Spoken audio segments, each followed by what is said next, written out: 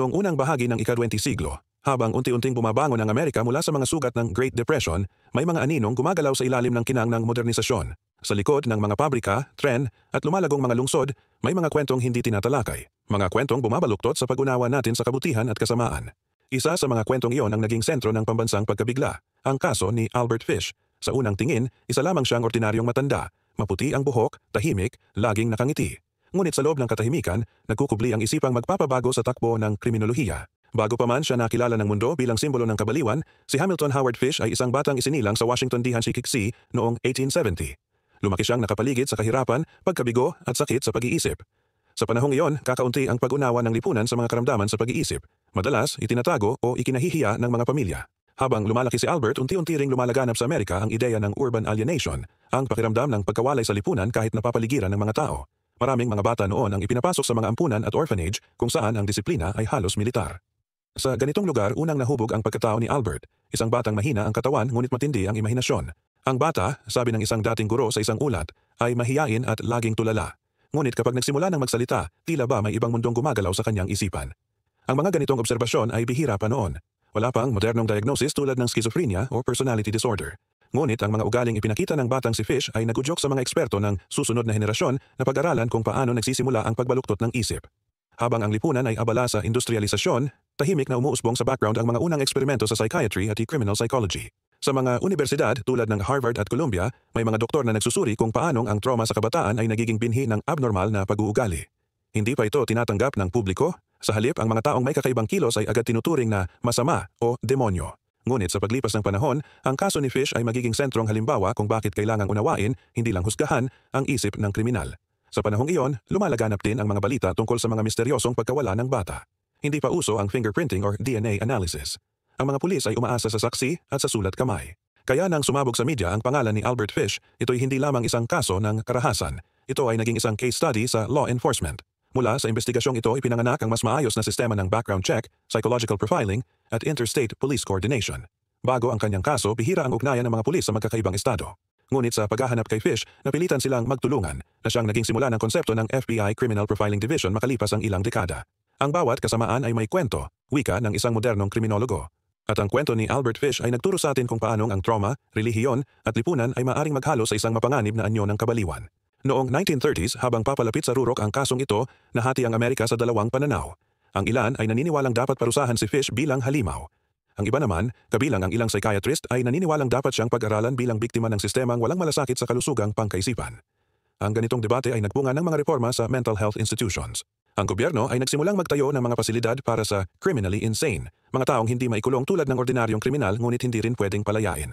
Isa sa mga pinakamakabuluhang bunga ng kasong ito ay ang pagkilala sa konsepto ng moral insanity.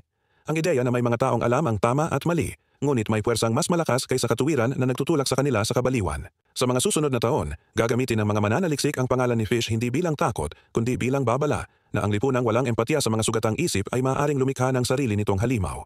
Sa bawat kaso ng kasamaan, may bakas na naiiwan, hindi laging dugo o ebidensya, kundi mga tanong. Mga tanong na bumabagabag sa kaisipan ng mga investigador, ano ang nagtulak sa kanya? Paano ito nangyari? At maaari ba itong maiwasan? Noong 1930s, habang lumalalim ang investigasyon kay Albert Fish, nagsimula ring magbago ang paraan ng mga pulis sa pagharap sa mga ganitong kaso. Noon, limitado ang teknolohiya, walang fingerprint database, walang CCTV, at ang mga ulat ay nakasulat lang sa makinilya. Ngunit ang kasong ito ang nagtulak sa mga awtoridad na mag-isip ng mas malalim, hindi lamang kung paano ginawa ang krimen, kundi bakit. Ang pag-usbong ng profiling. Sa kasagsagan ng investigasyon, isang batang detektiv ang nagsimulang magtanong ng kakaiba. Kung gusto nating mahanap ang kriminal, kailangan nating unawain ang kanyang isip. Ito ang unang binhi ng criminal profiling. Sinuri nila ang mga sulat, ang paraan ng paggalaw, at maging ang emosyon sa likod ng mga aksyon. Mula rito, nabuo ang larawan ng isang taong hindi basta kriminal, isang taong nabubuhay sa ilusyon, relihiyosong takot, at malalim na trauma. Ang mga psychologists na inanyayahan ng korte ay nagulat. Hindi nila akalaing ang isang tahimik, magalang, at tila ordinaryong matanda ay may ganitong kasaysayan ng pag-iisip.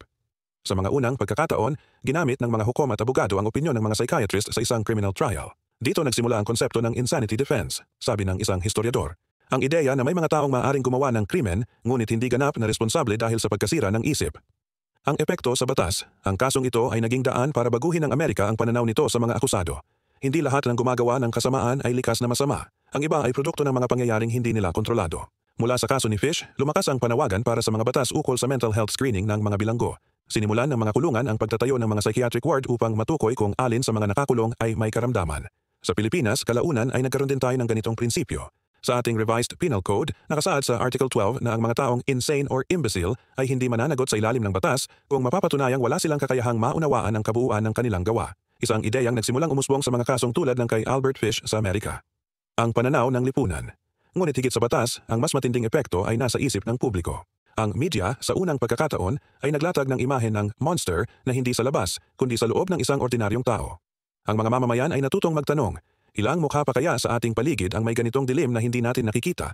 Dahil dito, lumitaw ang mga organisasyong layuning protektahan ang mga bata at mga programa sa paaralan upang turuan ang kabataan ng kaligtasan. Ito rin ang panahon ng unti-unting nabuo ang mga konsepto ng child psychology at parental supervision bilang bahagi ng pambansang advokasya. Habang ang pangalan ni Fish ay patuloy na pinag-uusapan sa mga korte at pahayagan, ang lipunan ay nagising sa katotohanan. Ang kabaliwan at kasamaan ay hindi palaging hiwalay. Minsan magkasabay silang umuusbong sa katahimikan. Sa bawat halimaw na nilalabanan ng tao, may aral na kailangang matutunan. Hindi upang ulitin ang takot, kundi upang maiwasan itong muling mangyari. Ang legacy ng kaso.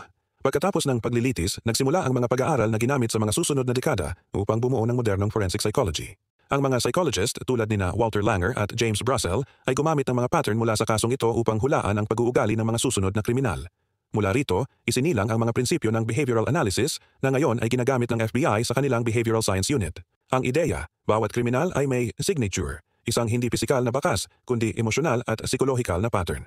Kung hindi dahil sa mga kasong tulad ng kay Fish, maaring hindi nabuo ang ganitong siyentipikong pag-unawa sa krimen. Kaya kahit na puno ng dilim ang kasaysayan, nagsilbi rin itong ilaw sa pag-usbong ng modernong hustisya. Hindi natin kailangang ulitin ang kanyang ginawa para maunawaan ang babala. Ang aral ay malinaw. Kapag ang sakit ng isip ay pinaliwala, ang lipunan mismo ang magdurusa. Sa pagtatapos ng dekada 30, naging tahimik na muli ang Amerika. Ngunit ang pangalan ni Albert Fish ay nanatiling anino sa mga aklat ng kriminolohiya. Isang paalala na ang batas ay hindi lamang dapat tumingin sa gawa, kundi sa isip na gumawa nito. Ang isip ng tao ay parang dagat, sa ibabaw, kalmado at maliwanag. Ngunit sa kailaliman, may mga agos na hindi natin nauunawaan. Doon, sa dilim na iyon, maaaring mabuo ang kabaliwan. Sa kasong ni Albert Fish, unang nasilayan ng lipunan ang ganitong kailaliman ng isip. Hindi lamang ito usapin ng krimen, ito ay usapin ng tao. Ang kung paanong ang trauma, relihiyon at kahirapan ay maaaring magsanib upang lumikha ng isang pagkataong sira ngunit nananatiling tao. Ang psikolohiya ng kabaliwan. Sa mga pagsusuri ng mga psychiatrist, lumabas na ang isip ni Fish ay parang sirang salamin. May mga pirasong malinaw ngunit hindi na muling mabubuo. Ang ilan sa mga eksperto ay nagsabing siya ay halimbawa ng psychosis na pinalala ng mga karanasan sa pagkabata. Pag-abuso, gutom, takot at relihiyosong pananakot. Kapag ang isang bata ay pinalaki sa takot at parusa, paliwanag ng isang psychiatrist, natututo siyang ipaghalo ang sakit at pananampalataya. At doon, nabubuo ang isang delusyon na ang pagdurusa ay kabanalan. Ang ganitong pag-iisip ay hindi lamang pagkalito, ito'y isang sistema ng paniniwala. At sa paniniwalang iyon, kahit ang pinakamadilim na gawa ay maaaring magmukhang makatarungan sa mata ng isang taong tuluyan ng nawasak. Sa modernong psikolohiya, ito ang tinatawag na cognitive distortion, ang kakayahang baluktutin ang realidad upang ito'y magmukhang tama. Ito ang parehong mekanismo na ginagamit ng mga sekta, kulto at kahit ng mga diktador, ang paniniwala na ang sariling pananaw ay mas mataas kaysa sa batas ng tao. Ang relihiyon at kabaliwan. Sa kaso ni Fish, lumitaw ang isa pang dimensyon, ang relihiyon. Ang kanyang paniniwala ay puno ng takot sa Diyos, ngunit ang Diyos na iyon ay hindi mapagpatawad. Ito'y Diyos ng parusa, ng dugo, ng kasalanan at pagtubos sa pamamagitan ng sakit. Maraming psychologist ang nagsabi, ang kanyang Diyos ay refleksyon lamang ng kanyang mga takot. At dito pumapasok ang mas malalim na tanong, paano natin ginagawang sandata ang pananampalataya laban sa sarili nating pagkatao? Ang lipunan, noon at ngayon, ay madalas gumagamit ng relihiyon upang itago ang sakit, hindi upang gamutin ito. Maraming tulad ni Fish, mga taong tahimik, relihiyoso, ngunit nilalamon ang sariling delusyon dahil walang tumulong umunawa. Ang salamin ng lipunan. Kung titingnan ng mas malalim, si Albert Fish ay hindi lamang isang nilalang ng kadiliman. Isa rin siyang produkto ng isang lipunang walang pakialam sa mahina, sa may sakit at sa mahirap. Noong 1900s, ang mga ospital para sa may sakit sa pag-iisip ay kulungan, hindi kanlungan. Walang therapy, walang gamot at walang pag-asa. Ang mga bata ay tinuturing na dapat disiplina at takutin, hindi unawain. Sa ganitong mundo lumaki si Fish at marahil sa ganitong mundo rin ipinanganak ang kanyang kabaliwan. Ang halimaw ay hindi isinilang na halimaw, sabi ng isang modernong historiador. Ito'y unti-unting nilikha ng lipunang hindi marunong magmahal. Sa bawat panahon, may mga Fish, hindi sa gawa, kundi sa kalagayan. Mga taong biktima ng sistemang walang malasakit na kalaunan ay nagiging banta sa mismong lipunang nagpabaya. Ang pagninilay ng hustisya. Nang matapos ang paglilitis at hatulan si Fish, tahimik ang buong Amerika.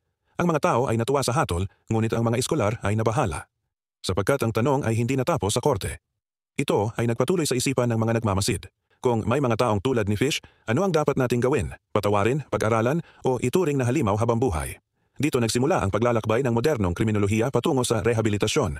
Mula sa ideyang parusahan ang kriminal, unti-unting lumipat sa unawain ang dahilan. Ito ang pundasyon ng forensic psychiatry, kung saan ang bawat kasong tulad ng kay Fish ay pinag-aaralan upang mas mapigilan ang ganitong pag-uugali bago pa ito umabot sa karahasan. Ang mas malalim na aral, ang kaso ni Albert Fish ay nanatiling babala, hindi lamang sa kung ano ang kayang gawin ng tao, kundi kung gaano tayo kabilis manghusga ng hindi nauunawaan. Sa bawat headline ng kasamaan, sa bawat viral na galit sa social media, laging may ugat, isang trahedya, isang sugat na hindi naghilom. Ang tunay na aral ay hindi kung gaano kalalim ang kadiliman ng isang tao, kundi kung gaano kababaw minsan ang ating pangunawa sa kabaliwan. Sa bawat halimaw na nilikha ng lipunan, may pagkakataong sana ay nailigtas siya kung maaga lamang nating pinakinggan ang kanyang tahimik na sigaw. Ang pangalan ni Albert Fish ay ngayon bahagi na ng kasaysayan, hindi bilang alamat ng takot, kundi bilang paalala ng kabiguan ng ating sistema na unawain ng mga sirang kaluluwa. Ang kanyang kwento ay hindi para katakutan, kundi para pagnilayan, na ang kabaliwan ay hindi biglang sumisibol. Ito'y unti-unting lumalago sa lipunang walang malasakit. Ang pinakamatinding anyo ng kasamaan, wika ng isang pilosopo, ay ang kabiguang makaramdam ng habag. At sa dulo, iyon ang tunay na kwento ni Albert Fish, isang salamin ng ating pagkatao at ng hangganan ng ating pag-unawa sa pagitan ng kasalanan at karamdaman. Ang hustisya ay hindi lamang paghihiganti, ito ay pag-unawa. Ang mga alaala ng kasamaan ay hindi nawawala. Tulad ng mga aninong gumagalaw sa gabi, bumabalik sila hindi upang takutin tayo, kundi upang ipaalala kung saan tayo nagkamali. Sa pagwawakas ng kasong ni Albert Fish, akala ng marami ay natapos na ang bangungot. Ngunit sa katotohanan, doon pa lamang nagsimula ang mas malalim na paglalakbay ng sangkatauhan, ang pag-unawa sa sarili nitong dilim. Ang pagsilang ng modernong pag-unawa. Mula sa mga ulat ng korte at pagsusuri ng mga psychiatrist, isinilang ang mga bagong sangay ng agham, ang forensic psychology, behavioral science, at criminological psychiatry. Hindi na sapat ang tanong na ano ang ginawa niya. Kailangan na ring sagutin ng mas mahirap. Bakit? Sa mga paaralan ng batas at medisina, naging bahagi ng kurikulum ang pag-aaral ng kasong ito. Ginamit ito bilang halimbawa ng kung paanong ang trauma, relihiyon at kahirapan ay maaaring magtulak sa tao sa sukdulan. At mula rito, nabuo ang prinsipyo na ang bawat krimen ay hindi lamang gawa, ito ay sintomas ng mas malalim na sugat ng lipunan. Ang krimen ay hindi nagsisimula sa sandaling humawak ng armas ang tao, sabi ng isang modernong criminologist. Nagsisimula ito sa sandaling maputol ang ugnayan niya sa kabutihan ng mundo. Ang koneksyon sa kasalukuyan ngayon, halos isang siglo na ang lumipas. Ngunit ang mga tanong na binuksan ng kasong ito ay nananatili. Bakit patuloy tayong nakakakita ng mga taong gumagawa ng hindi maipaliwanag na karahasan? Bakit tila mas marami ngayon ang nasasadlak sa depresyon, galit at kawalan ng direksyon? Marahil dahil sa mabilis na takbo ng modernong buhay, nakalimutan nating pakinggan ang isa't isa.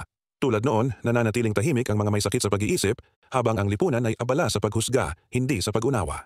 Ang mga halimaw ng kahapon ay may mukha sa ngayon, sabi ng tagapagsalita, at madalas, hindi natin sila napapansin dahil abala tayong tumingin sa sarili. Ang kasong ni Albert Fish ay paalala na ang kabaliwan ay hindi palaging sigaw. Minsan, ito'y katahimikan.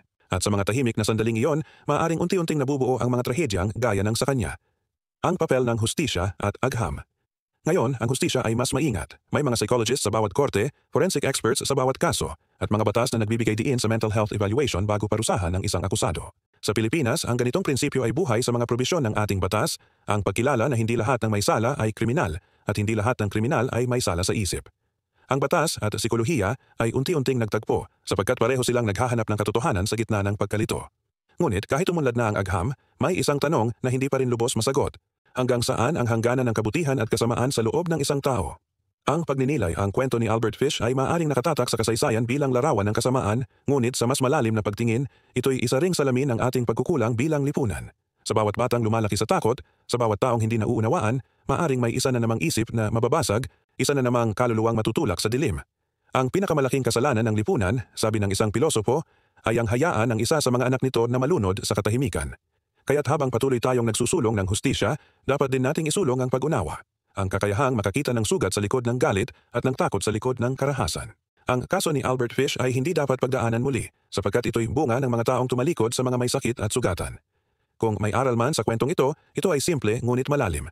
Kapag ang lipunan ay tumangging makinig sa mga umiiyak sa loob ng kanilang isip, darating ang araw na ang kanilang katahimikan ay magiging sigaw na hindi na mapipigil.